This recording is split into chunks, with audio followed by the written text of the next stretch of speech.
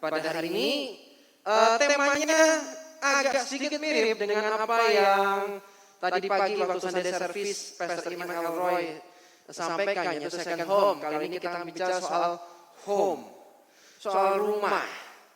Coba bayangin teman-teman, apa yang terjadi kalau kita tidak tinggal dalam suatu rumah? Maka aku percaya teman-teman pasti ini kan lagi sebelumnya beberapa bulan lalu hujannya begitu deras, ya enggak? Begitu deras dan yang lain bisa bayangin nggak teman-teman? Kalau teman-teman nggak tinggal dalam rumah, maka yang terjadi pasti deh, ya basah kuyup, basah semuanya. Ya kenapa? Karena nggak tinggal dalam suatu rumah, kita kebasahan gitu loh. Atau saya bisa menepi di pinggir jalan. Di pinggir jalan pun bisa tetap basah. Karena cipratan-cipratannya bisa buat kita basah. Tak hanya dalam rumah kita aman. Dan sebentar lagi kita masuk di dalam musim kemarau, musim panas. Bisa dibayangin nggak kalau teman-teman nggak tinggal dalam satu rumah, yang terjadi apa? Anda akan kepanasan, ya. Kamu akan kepanasan dong. Apalagi pas aku ingat Semarang itu sempat tahun lalu sempat sepertinya nyentuh 40 derajat. Bayangin, 40 derajat Celcius itu panasnya minta ampun. Apa yang terjadi kalau 40 derajat Celcius dan kamu di luar rumah terus cuma langsung kena sinar matahari. Waduh, nggak bisa ngebayangin deh. Ya, pasti kepanasan dan bisa mimisen. Nah, udah panasan bikin mimisen. Nah, jadi kita perlu rumah, ya. Jadi kita perlu rumah. Nah, aku ingat ada satu quote yang menarik, dikatakan adalah show me your friend and I'll show your future. Ya, tunjukkan teman-temanmu maka aku juga akan menunjukkan masa depanmu seperti apa. Hari ini saya tidak sekedar bicara rumah di mana ada orang tua kita, ada saudara-saudara kita, ada saudara kandung. Tapi ini rumah, saya percaya ketika kita berada dalam sebuah komunitas, ketika kita berada dalam sisi itu apa? Mungkin kalau kamu pertama kali mendengar tentang adanya sisi merupakan Christ community, ya. Jadi kalau teman-teman pengen ikut, aku pengen banget ikut sisi, ya cepetan komen DM atau DM di IG-nya Youth Impact, ya. I'll show me your friend, I'll show you your future. Tunjukkan teman-temanmu, akan menunjukkan masa depanmu. Begitu penting ternyata. Dengan siapa kita tinggal, dengan siapa kita bersama-sama, itu ternyata menentukan masa depan akan menjadi seperti apa. Kok bisa ya? Nah, dalam kitab Mazmur pasal 1 ayat 1 sampai 4 terjemahan baru katakan begini. Berbahagialah orang yang tidak berjalan menurut nasihat orang fasik, yang tidak berdiri di jalan orang berdosa, dan yang tidak duduk dalam kumpulan pencemooh. Fasik itu adalah orang yang tahu kebenaran tapi tidak melakukannya.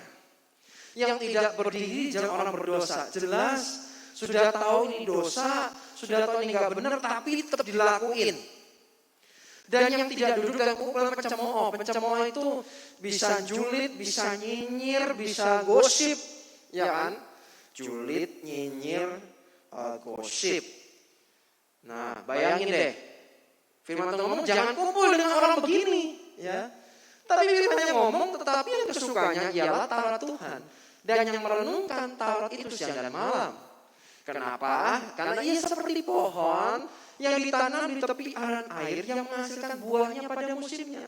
Dan yang tidak layu daunnya, apa saja yang diperbuatnya berhasil. Nah, teman-teman gini. Bayangin kalau kamu ini adalah sebuah pohon.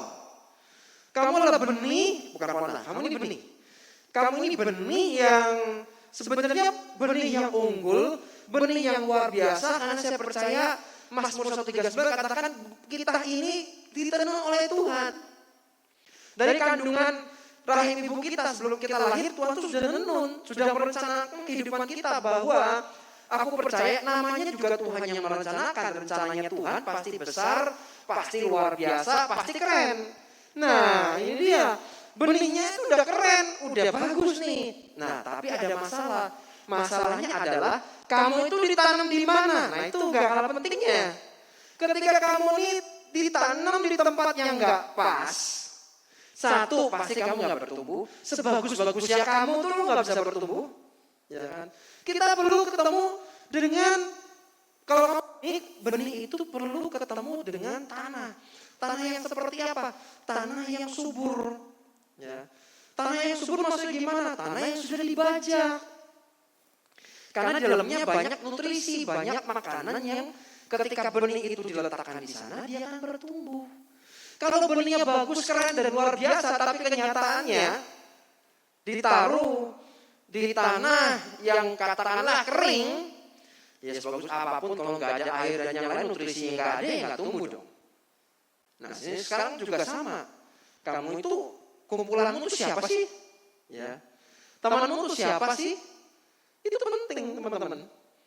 Karena kalau nggak bisa seperti ini, ya seperti pohon yang ditanam di tepian air yang menghasilkan buahnya pada musimnya, yang tidak layu daunnya dan apa saja yang keluarnya berhasil. Ini apa nggak keren ini? Ya. Kalau kita kumpul dengan orang-orang yang seperti ini, yang sukanya Taurat Tuhan, yang sukanya cinta akan firman Tuhan, yang sharingnya tentang kebenaran, bukan gosip, bukan julitin orang, bukan nyinyirin orang, tapi tentang kebenaran. Dan itu aku percaya hanya terdapat pada sisi, ya, sisi. Jadi pentingnya inklusisi adalah supaya kita sama-sama berkumpul bersama, bertumbuh bersama, ya. Karena aku percaya banget hanya komunitas sehat yang menghasilkan pribadi yang sehat. Kamu mungkin menjawab, oh saya punya komunitas. Lah pertanyaan saya sederhana, komunitasmu itu yang seperti apa sih? Oh komunitas saya orang baik. Baiknya seperti apa sih? Karena baik itu tidak cukup. Karena baik itu belum tentu benar. Ya, baik itu belum tentu sehat. Baik itu relatif menurut siapa. Oh bagi saya orang ini baik. Walaupun dia ngerokokan, walaupun dia minum. Tapi itu orang baik. Ya memang mungkin orang baik. Tapi apakah bisa dikatakan dia sehat? Oh dia masih gosipin orang, julitin orang, nyinyirin orang, jelekin orang, ngomongnya negatif. Terus kamu katakan, oh ini orang ini baik. Ya kan bagimu orang baik. Bagi orang lain belum tentu dia baik. Terus bagaimana yang benar? Saya percaya hanya komunitas sehat yang menghasilkan pribadi-pribadi yang sehat. Kalau sehat itu artinya ya pasti baik. Baik itu belum tentu sehat. Ya. Contoh lagi nih, contoh makanan ya. Ya yang namanya lemak, samcan itu enak ya. Baik gak buat dimakan? Ya baik juga karena tubuh kita membutuhkan lemak. Tapi terusin aja makan lemak begitu. Yang terjadi apa? Baik kan? Oh tidak akan jadi baik. Enggak jadi sehat, jadi penyakit ya. Ya kan? Artinya ternyata yang baik itu belum tentu jadi membuat kita jadi sehat. Tapi yang sehat akan membuat hidup kita jadi lebih baik. Sama juga, komunitas yang sehat akan membantu kita untuk punya gambar diri yang sehat.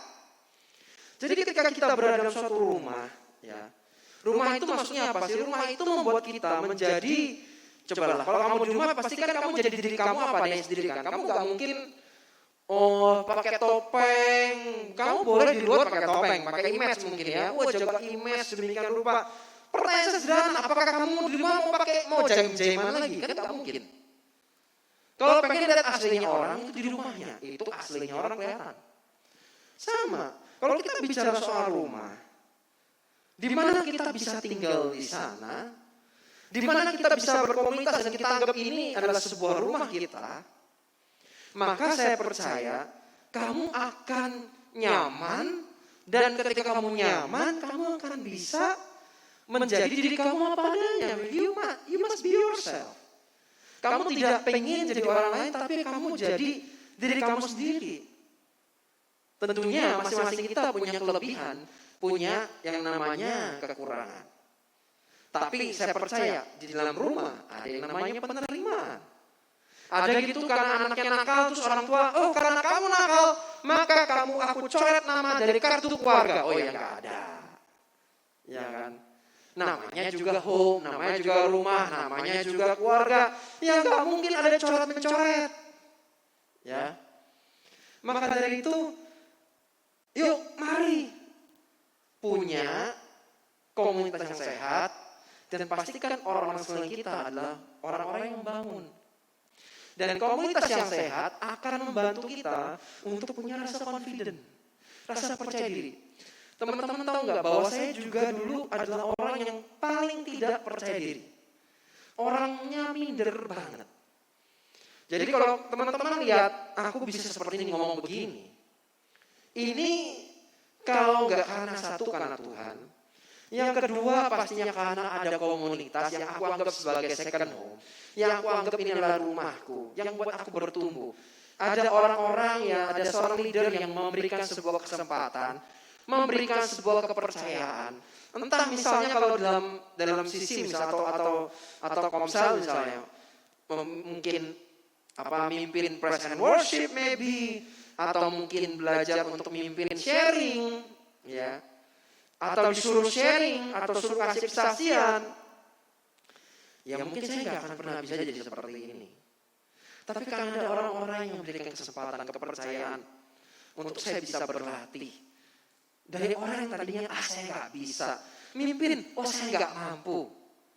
Tapi karena ada orang-orang yang memberikan kesempatan, kepercayaan, dan saya merasa nyaman karena ini saya anggap sebagai rumah saya. Saya bertumbuh di situ. Saya bertumbuh dan sampai saat ini saya masih terus bertumbuh dan saya masih terus belajar. Tapi kalau dulu teman-teman kalau disuruh sharing, saya cuma bisa ngomong satu kalimat. Tuhan Yesus baik, habis itu selesai, nggak bisa ngomong apa-apa lagi.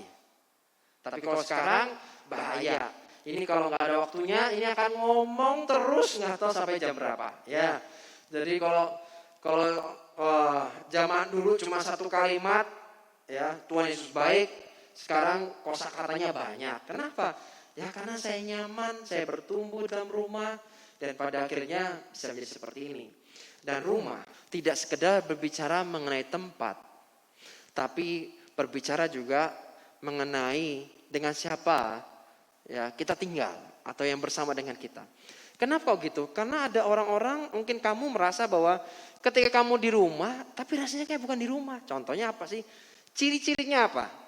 Ciri-cirinya adalah kalau kamu nyampe rumah terus kamu pengen habis mandi, makan, caw lagi, keluar lagi. Kenapa? Kamu gak nyaman. Ya kan? Kan pasti kamu gak nyaman. Karena kalau kamu nyaman, gak akan seperti itu. Kamu akan betah di rumah. Daripada pengennya pergi terus dolan terus. Saya mandi selesai aku tak dolan. Berarti kamu gak nyaman di rumah.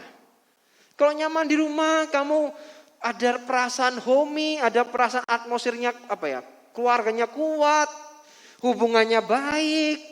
Ya nggak mungkin deh kamu pengen pergi-pergi, pengen keluar kayaknya sedikit kemungkinan. Sebenarnya kalau kamu pergi pun pengennya bareng mereka. Ya, jadi sekali lagi yang kamu anggap rumah ternyata belum tentu sebuah rumah. Bagaimana dengan komunitasmu hari-hari ini? Apakah kamu anggap ini sebagai sebuah rumah?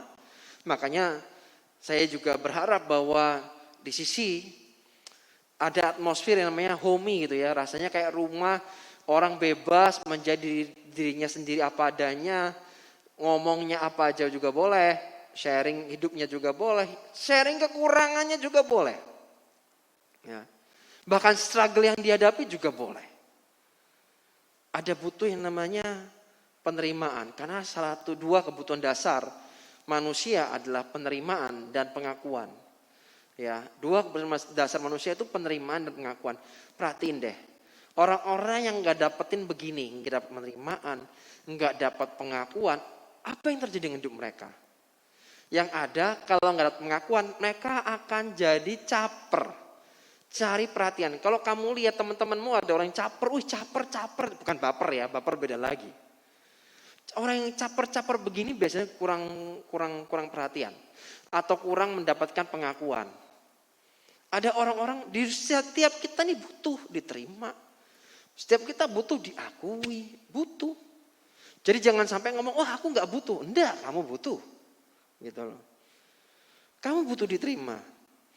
Karena di dalam Markus pasal 6 ayat 2 sampai 4 dikatakan begini, pada hari Sabat ia atau Yesus mulai mengajar di rumah ibadah dan jemaat yang besar takjub ketika mendengar dia, dan mereka berkata, dari mana diperolehnya semuanya itu?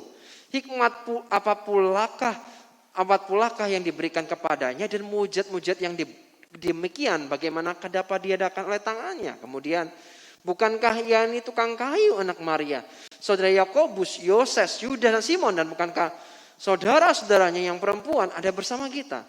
Lalu mereka kecewa dan menolak dia. Lawan kata dari penerimaan adalah penolakan. Ingat bahwa dalam rumah harus ada yang namanya penerimaan. Dan apa yang terjadi berikutnya? Maka Yesus berkata kepada mereka, seorang nabi dihormati di mana-mana, kecuali di tempat asalnya sendiri, di antara kaum keluarganya dan di rumahnya. Yang kelima, ini yang paling luar biasa menurut saya, bahwa dikatakan ia atau Yesus tidak dapat mengadakan satu mujizat pun di sana, kecuali menyembuhkan beberapa orang sakit dengan meletakkan tangannya atas mereka. Wih, ini Yesus loh, ya kan? Ini Yesus. Dan ketika terjadi sebuah penolakan, dia tidak diterima. Dikatakan Yesus itu anak tukang kayu, kamu kan saudaranya ini, kamu kan begini.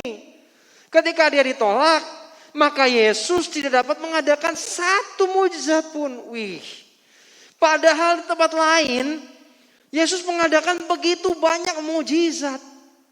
Tapi di sini satu pun susah. Kenapa? Karena sudah ditolak. So, saya hari ini mau ngomong bahwa penerimaan dan pengakuan akan membuat hidup kita menjadi maksimal. Ya enggak? Ketika kamu merasa ada penerimaan di situ, ada keluarga, ada rumah, atau ada komunitas, atau ada sisi yang bisa menerima kamu apa adanya dan mengakui keberadaanmu. Orang itu perlu dia akui keberadaannya. Kalau bilang nggak butuh, enggak lah. Semua kita butuh itu. Ya. Ada penerimaan di sana, ada pengakuan di sana akan membuat hidup mereka menjadi maksimal. Karena ketika ada penerimaan dan pengakuan membuat kita ada yang namanya trust. Ya enggak? Orang bisa menerima, itu artinya ada trust di sana, ada kepercayaan di sana. Karena enggak mungkin kamu bisa menerima tapi tanpa ada kepercayaan. Enggak mungkin. Bagaimana mungkin orang bisa berubah, dikasih label, dikasih stigma, memang orang ini begini, orang itu begini, wah orang ini enggak bener, ya kan? Dikasih stigma, dikasih label, itu yang membuat orang susah berubah. Tapi ketika ada penerimaan, ada pengakuan, dan di sana saya percaya ada yang namanya trust, ada yang namanya kepercayaan yang diberikan, maka akan buat hidupnya jadi maksimal. Maksimalnya dalam hal apa? Sekolahnya jadi maksimal, pelayanannya jadi maksimal, studinya jadi maksimal, pekerjaannya akan jadi maksimal. Contoh, kalau kamu nggak mungkin bisa berkembang lebih jauh kalau kamu tidak dapat penerimaan dan pengakuan. Susah, pasti susah. Ya, butuh kepercayaan. Dan disitulah dimana nanti pertumbuhan akan terjadi. Dan penerimaan juga berarti terus, oh saya terima kamu apa adanya terus-terusan. Oh enggak gitu. Ya. Penerimaan itu enggak seperti itu. Penerimaan tidak berarti menyetujui semua dosa dan kesalahan yang dibuat. Jadi jangan, oh saya terima kamu apa adanya. Ya benar di awal saya terima kamu apa adanya. Maksudnya adalah saya terima pribadi kamu. Segala kelebihanmu, segala kuranganmu. Tapi by the way, saya tidak bisa menyetujui semua dosa dan kesalahan yang dibuat. Tapi pribadinya diterima. Nangkep ya? Contohlah, kalau bajunya kotor, masa orangnya ikut dibuang? Ya, masa orangnya ikut di laundry? Karena kotor orangnya juga ikut di laundry. Ya masa begitu? Ya bajunya dong yang di laundry. Masa orangnya masuk di laundry? Orangnya cukup mandi selesai, nggak perlu di laundry. Jadi kalau bajunya kotor, ya itu yang dilepasin, orangnya mah diterima. Katakanlah ini jubah, pakaian penuh dengan dosa, ya ininya dicopot, orangnya diterima. Kita tidak menyetujui kesalahannya, kita tidak menyetujui dosanya yang dibuat. Oh enggak, Ya. Tapi kita menerima. Dan penerimaan dan pengakuan juga membuat hidup seseorang menjadi bernilai. Ketika ada penerimaan, sekali lagi dalam rumah ada penerimaan, ada pengakuan, ya, akan membuat hidup menjadi bernilai. Apalagi kita sadar bahwa ada pengakuan dari Tuhan bahwa engkau adalah anak-anakku, engkau adalah anak-anaknya Tuhan. Itu pengakuan. Ketika ada orang tua, saya percaya orang tua memberikan penerimaan dan pengakuan dalam keluarganya. Maka dia oh saya anaknya ini, oh saya anaknya ini, dia ngerti, ya. So penerimaan pengakuan akan buat hidup kita jadi ada value, ada nilainya, dan itu berharga. Penerimaan. Dan penerimaan dan pengakuan juga akan membuat kita punya confidence in God. Kita punya yang namanya kepercayaan diri kepada Tuhan. Contohnya siapa? Daud. Kalau teman-teman pernah baca tentang kisah Daud itu menarik. Suatu kali mau lawan Goliat nih. Melawan Goliat. Lalu Saul sepertinya baik ya. Sepertinya baik. Jadi si Saul ini punya ide untuk minjemin hal-hal yang biasa dipakai untuk perang. Dari jubahnya, dari pedangnya, dari perisainya. Wah, dipinjemin semuanya. Tapi masalahnya ternyata kegedean buat Daud. Nggak cocok dipakai, nggak cocok. Gitu ya. Tapi menariknya adalah Daud tuh punya confidence sendiri. Dan confidence-nya didapatkan adalah dia bukan sekedar percaya diri, tapi dia punya kepercayaan diri dalam Tuhannya. Ketika dia sendirian, dia punya hubungan dengan Tuhan. Ketika dia menggembalakan dombanya, dia membangun hubungan, dia bermazmur. Itu membuat dia kenal siapa Tuhan. Dan pada akhirnya dia menjadi dirinya sendiri. Dia tidak membawa nama siapapun, dia bawa nama Tuhan. Dan itu yang membuat dia pada akhirnya menang melawan Goliat. Jadi ternyata kalau kita ini tinggal dalam suatu rumah yang memang atmosfernya bisa nerima, ada pengakuan, membuat hidup kita bernilai, membuat hidup kita berharga, membuat kita pada akhirnya goalnya hidup kita maksimal. Akhirnya saya percaya kehidupan seseorang yang diubahkan Tuhan akan mengubahkan kehidupan di sekitarnya. Amin. Ini pasti. Teman-teman mungkin kamu punya kerinduan. Aku pengen kokohku berubah. Aku pengen papaku berubah. Aku kepingin mamahku berubah. Percaya deh teman-teman. Bagaimana cara yang berubah? Sederhana. Kalau kehidupanmu diubahkan Tuhan, maka kehidupanmu yang berubah itu akan mengubahkan kehidupan di sekitarmu. Akan mengubahkan kehidupan di keluargamu. Akan mengubahkan kehidupan di sisimu. Akan mengubahkan kehidupan di studimu. Akan mengubahkan kehidupan di pekerjaanmu atau di pelayananmu. Jadi kehidupan yang diubahkan akan mengubahkan kehidupan yang lainnya. Amin. Jadi jangan untuk orang, ayo berubah. Oh jangan gitu dong. Berubah dulu, nanti orang lain, kehidupan yang lain juga akan berubah. Kalau kamu berubah dulu. Makanya berubah dulu, nanti baru yang lain berubah. Ya, jangan untuk orang, tapi kamunya berubah dulu. Terus sekali lagi, ini yang sering saya bahas ya. Tadi saya sudah bahas bahwa yang buat orang sulit berubah adalah stigma atau label orang.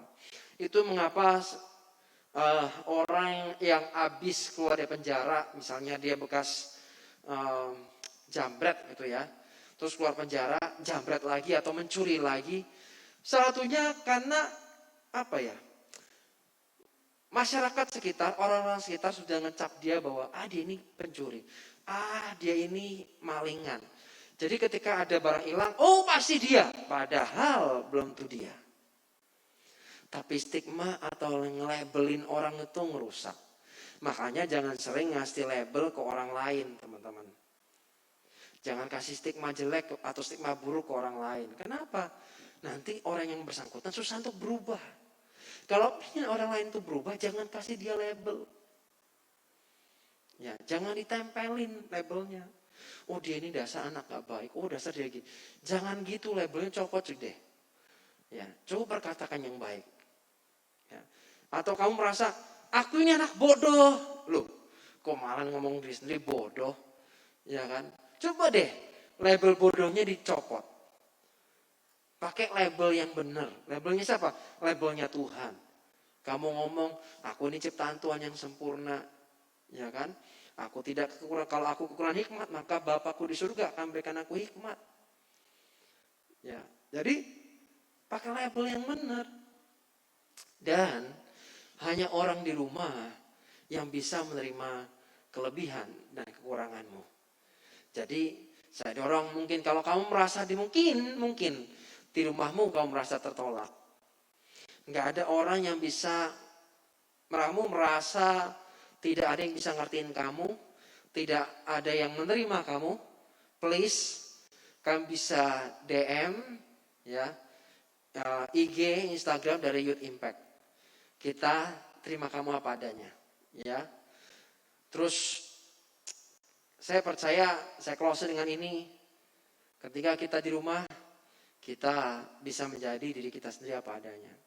So hari ini saya mengajak, nggak perlu jadi orang lain. Cukup jadi diri sendiri. Karena ini, this is your home. Ini rumahmu. Kamu nggak perlu pakai topeng. Lepas topengnya. Mari kita sama-sama bertumbuh di dalam rumah. Amin. Jangan lupa ya, yang pengen join bisa ikutan di Sisi setiap hari Rabu jam 8 itu Youth Camp, dan Kamis jam 6 di Sisi Teens ya. Kumpul dengan orang-orang ini, saya percaya hidupmu akan makin bertumbuh dan makin dahsyat. Tuhan, terima kasih Tuhan, hamba selesai menyampaikan firman-Mu, pesan-Mu Tuhan. Aku berdoa apa yang kusampaikan menolong teman-teman yang mengikuti ibadah ini lewat Instagram atau lewat YouTube. Tuhan, aku berdoa blessing yang terbaik buat mereka turun Tuhan di dalam nama Tuhan Yesus. Dan biar hari ini mereka mengerti kalau mungkin merasa dirinya tertolak, ada satu pribadi yang tidak pernah menolak mereka, yaitu pribadi Yesus Kristus Tuhan. Dan Tuhan biarkan mereka mengerti kalau mereka merasa alone, mereka sedang mengalami kesendirian, biar mereka mengerti Tuhan, mereka enggak sendirian. Ada orang-orang yang mengasihi mereka.